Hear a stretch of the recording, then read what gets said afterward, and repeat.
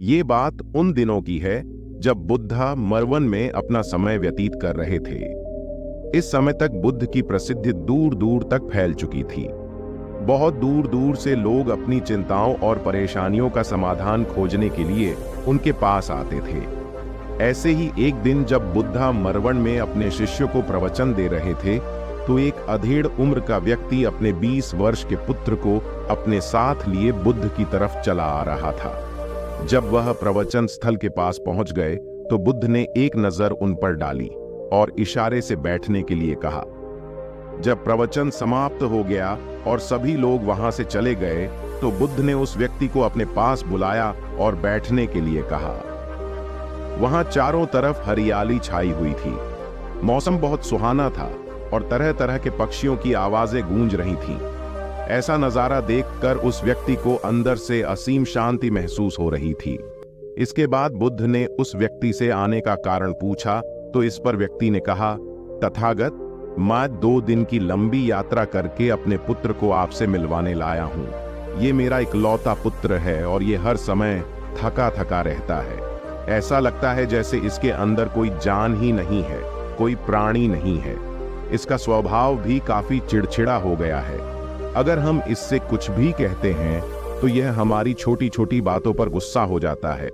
इसके देखने की क्षमता भी उम्र से पहले ही कमजोर हो गई है और इसके बाल भी सफेद पड़ने लगे हैं। इतनी कम उम्र में इतनी बड़ी उम्र का लगना, मुझे तो कुछ समझ नहीं आ रहा इसके साथ हो क्या रहा है। तथागत, मैं अपने पुत्र के स्वास्थ्य को लेकर बहुत चिंतित हूँ। जब मैं अपने पुत्र को वैद्य जी के पास लेकर गया, तो उन्होंने कुछ औषधि दी और कहा, अपने पुत्र को तनाव कम लेने के लिए कहो। वो अपने दिमाग में बहुत अधिक तनाव लेता है, इसलिए उसकी ऐसी हालत हो गई है। लेकिन मुझे उनके बहुत समझाने के बाद भी तनाव का मतलब समझ नहीं आया। मुझे नहीं पता कि तनाव होता क्या है, ये किन कारणों से आता है और उसे कैसे अपने पुत्र के दिमाग से निकालूं।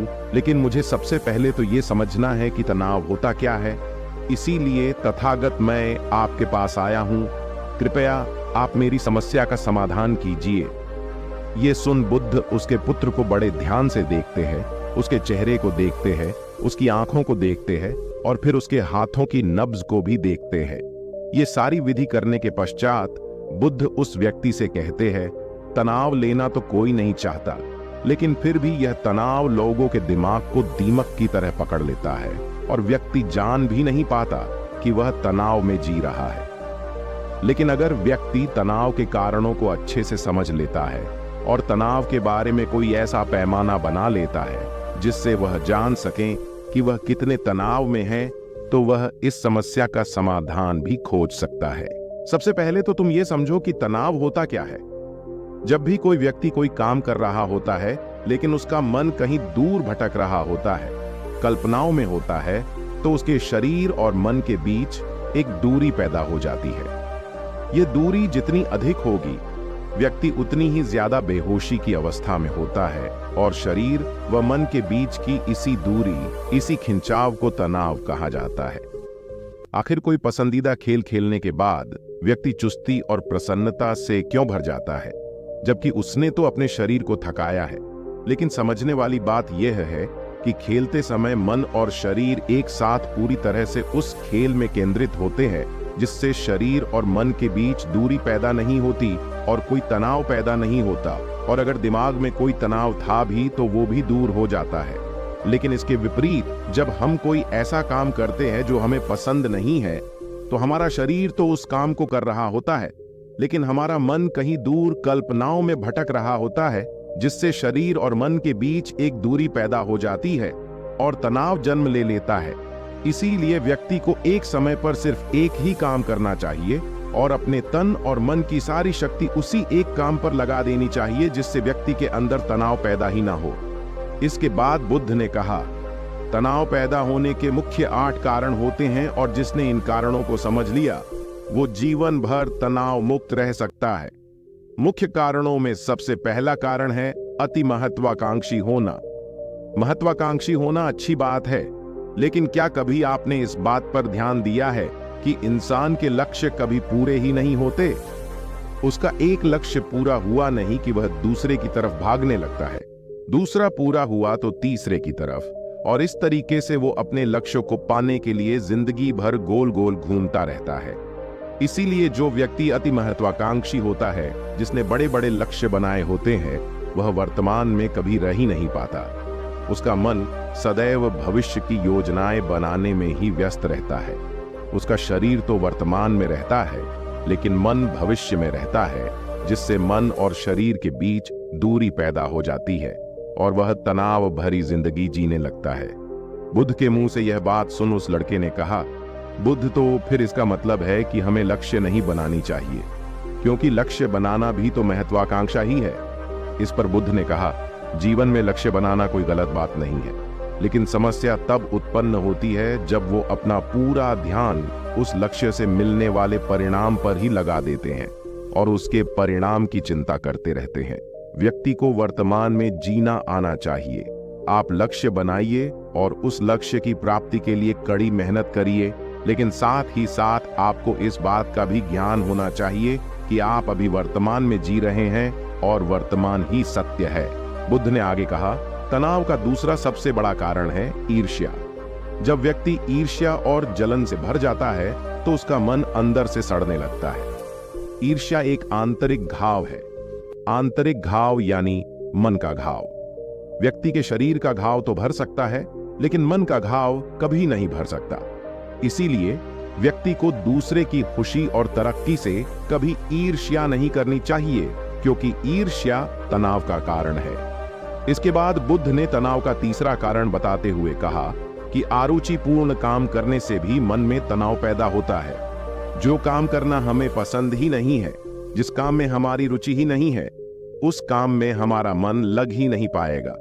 हमारा शरीर तो वही बैठा रहेगा, लेकिन हमारा मन कल्पनाओं की उड़ान भरेगा, जिससे शरीर और मन के बीच दूरी पैदा हो जाती है और व्यक्ति तनावग्रस्त हो जाता है। इसीलिए इंसान को हमेशा अपनी रुचि के अनुसार ही कार्य करनी चाहिए। अगर व्यक्ति ने यह पता कर लिया कि उसे कौन सा काम करना पसंद है और वो उसी काम को अपने जीवन का लक्ष्य बना लेता है, तो फिर वो काम उसके लिए काम नहीं बल्कि खेल बन जाता है। फिर बुद्ध ने कहा, तनाव का चौथा कारण होता है किसी दूसरे से अपेक्षा रखना।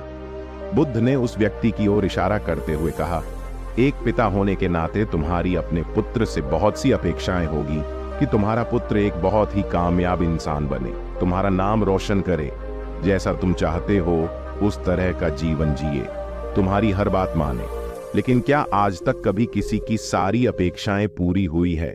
जब भी कोई व्यक्ति किसी दूसरे से कोई अपेक्षा रखने लगता है तो वो अनजाने में अपने लिए तनाव पैदा करने लगता है। जरा सोचो कि अगर तुम्हारा बेटा तुम्हारे अनुसार काम नहीं कर रहा और वो नहीं बन पा रहा जो तुम उसे बनाना चाहते हो, तो निश्चित रूप से तुम्हारे दिमाग को तनाव पकड़ लेगा। तुम तनाव से भरा जीवन जीना शुरू कर दोगे और इस तनाव के बस में आकर तुम ऐसा व्यवहार करोगे, ऐसी बातें करोगे कि तुम्हारा अपने पुत्र के साथ संबंध और भी खराब होता चला जाएगा। इसीलिए व्यक्ति को जितना हो सके उतनी कम अपेक्षाएं दूसरों से रखनी चाहिए, और अगर पूरी तरह से तनाव मुक्त रहना है तो दूसरों से अपेक्षा रखना ही बंद कर दो। इसके बाद बुद्ध ने कहा कि तनाव का पांचवा कारण है शारीरिक कष्ट। जब व्यक्ति किसी शारीरिक पीड़ा से गुजर रहा होता है तो उसका पूरा ध्यान बस अपने उस शारीरिक दर्द पर होता है और वो पूरे दिन बस उसी के बारे में सोचता रहता है, जिससे उसका मन दुख के विचारों से भर जाता है और ऐसी स्थिति में व्यक्ति तनावग्रस्त रहने लगता है। यह सुन उस व्यक्ति ने कहा कि हे बुद्ध, शारीरिक दुख तो किसी भी व्यक्ति को हो सकता है, तो फिर क्या हुआ? व्यक्ति जीवन भर तनाव में ही जिएगा।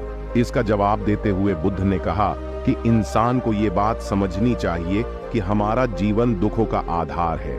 जैसे जैसे हमारा जीवन आगे बढ़ता है, इसमें दुख आते हैं, बीमारियां आती है और फिर अंत में मृत्यु भी आती है। तो बीमारियां इंसान के जीवन का अभिन्न अंग है, कोई इनसे बच नहीं सकता। बस किसी किसी के जीवन में ये समय से पहले आ जाती है तो किसी के बाद में पर आती सबको है।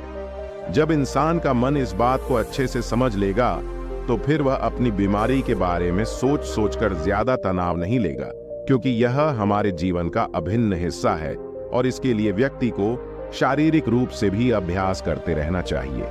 अपने जीवन में व्यायाम और स्वस्थ जीवन शैली को भी जगह देनी चाहिए ताकि उसका शरीर लंबे समय तक निरोगी रहकर सही से काम कर सके। तनाव का छठा कारण होता है अपनी योजनाओं को समझने के लिए समय न देना। कुछ लोगों के दिमाग में कोई विचार आया नहीं कि वो बिना सोचे समझे उस पर काम करना शुरू कर देते हैं, और जब उस काम में उन्हें असफलता मिलती है तो वह तनाव से भर जाते हैं, क्योंकि उन्होंने उस काम को शुरू करने से पहले उसके बारे में पूरी जानकारी इकट्ठा नहीं की थी। इंसान को कोई भी काम शुरू करने से पहले उसके अच्छे और बुरे परिणामों के बारे में ठीक से सोच विचार कर लेना चाहिए। इंसान को इस बारे में भी सोच लेना चाहिए कि अगर ये योजना सफल नहीं हुई तो फिर इसके बाद मैं क्या करूंगा। इसलिए व्यक्ति को अपनी योजनाओं को ठीक से समझने के लिए पूरा समय देना चाहिए ताकि बाद में उस योजना की वजह से तनाव पैदा ना हो। तनाव का सातवां सबसे बड़ा कारण होता है टाल मटोल करना, आज के काम को कल पर टालना। आप लोगों ने ये कहावत तो सुनी होगी कि आलस इंसान के शरीर का सबसे बड़ा शत्रु है। इंसान आलस्य की वजह से आज के काम को कल के लिए टाल देता है और फिर काम को टालना उसकी आदत बन जाती है। काम को कल पर टालने वाले व्यक्ति का काम कभी भी समय पर पूरा नहीं हो पाता, और अगर किसी तरह से पूरा हो भी जाता है तो वह उतना अच्छा नहीं हो पाता जितना अच्छा उसे किया जा सकता था, और फिर यह बात व्यक्ति के अंदर तनाव पैदा करती है। लेकिन काम को टालना या काम को एकदम अंत समय पर करना एक आदत है, इसीलिए व्यक्ति ना चाहते हुए भी बार बार अपनी इस आदत का शिकार बन जाता है और काम को टालता रहता है, और फिर जब काम की समय सीमा पास आ जाती है तो वह तनाव से भरकर काम को पूरा करने का प्रयास करता है। इसीलिए तनाव मुक्त रहने के लिए व्यक्ति को काम को टालने की आदत छोड़नी पड़ेगी, और यह तभी संभव है जब व्यक्ति काम को समय से पहले खत्म करने का निश्चय करे। सबसे आखिरी और सबसे प्रमुख कारण जो तनाव का होता है वो है ज्यादा सोचना। लगातार सोचते रहना भी एक बीमारी है, और यह उस व्यक्ति में सबसे ज्यादा पाई जाती है जो कपोल कल्पनाएं करता है, जो अतीत की घटनाओं और भविष्य की बातों के बारे में सोचता रहता है, जो बेवजह के अनुमान लगाता रहता है। इसीलिए व्यक्ति को ज्यादा सोचने की आदत पर लगाम लगाना चाहिए। इसके लिए जितना हो सके खुद को काम में व्यस्त रखना चाहिए, और हर दिन ध्यान का अभ्यास करने को अपने जीवन का हिस्सा बना लेना चाहिए। बुद्ध के मुंह से यह सारी बातें सुनकर उस व्यक्ति ने हाथ जोड़कर कहा, बुद्ध, मेरा पुत्र तो अभी मात्र 20 वर्ष का ही है, और इसमें अभी इतनी समझ भी नहीं है कि यह आपकी बताई सारी बातों का एक साथ पालन कर सके। आप कृपया करके तनाव मुक्त रहने का कोई आसान सा तरीका बता दें जिससे मेरा बेटा उसका अनुसरण भी कर सके और तनाव मुक्त भी रह सके। उस व्यक्ति की यह प्रार्थना सुन बुद्ध ने कुछ सोचते हुए जवाब दिया, अगर तुम इतनी सारी बातों का पालन नहीं कर सकते तो इसके लिए एक बहुत ही आसान विधि है। तुम एक बार मैं एक काम को करने पर ध्यान लगाओ, जो भी काम कर रहे हो उस समय पर सिर्फ उसी काम को करो, सिर्फ उस पर ही अपना पूरा ध्यान लगाओ, और अगर तुम्हारा मन इधर उधर भटक जाता है तो जैसे ही तुम्हें याद आए उसे वापस फिर उसी काम में लगा दो। ये सबसे आसान और अच्छा तरीका है तनाव मुक्त रहने का। जब तुम भोजन करो तो उस समय सिर्फ भोजन ही करो, उसके पूरे स्वाद का आनंद लो, उसे अनुभव करो। जब चलो तो अपना पूरा ध्यान सिर्फ चलने पर लगा दो। इससे तुम्हारा मन और तुम्हारा शरीर दोनों एक जगह पर केंद्रित रहेंगे, दोनों के बीच दूरी पैदा नहीं होगी, जो कि तनाव का मुख्य कारण होती है। दोस्तों, आज की युवा पीढ़ी एक ही समय पर 2-2, 3-3 काम करने के आदी हो चुकी है, जैसे फोन पर बात करते हुए गाड़ी चलाना, खाना खाते हुए टीवी देखना, और फिर इनकी शिकायत रहती है कि मैं तनाव में जी रहा हूं, मेरा मन शांत नहीं रहता है, मैं चिड़चिड़ा सा हो गया हूं। जब कोई व्यक्ति एक ही समय पर 3-3 काम करेगा तो तनाव पैदा होना तो स्वाभाविक है, क्योंकि दिमाग तो एक समय पर पूरा ध्यान लगाकर सिर्फ एक ही काम कर सकता है। पूर्ण रूप से एक ही समय पर 2 कामों पर ध्यान कभी नहीं लगा सकता। इसीलिए जहां तक संभव हो सके एक समय पर सिर्फ एक ही काम करने का प्रयास करें, वो भी पूरे ध्यान के साथ। दोस्तों, अगर वीडियो अच्छी लगी हो तो एक लाइक कर देना, और ऐसी ही और ज्ञानपूर्ण वीडियो देखने के लिए सब्सक्राइब कर देना। धन्यवाद।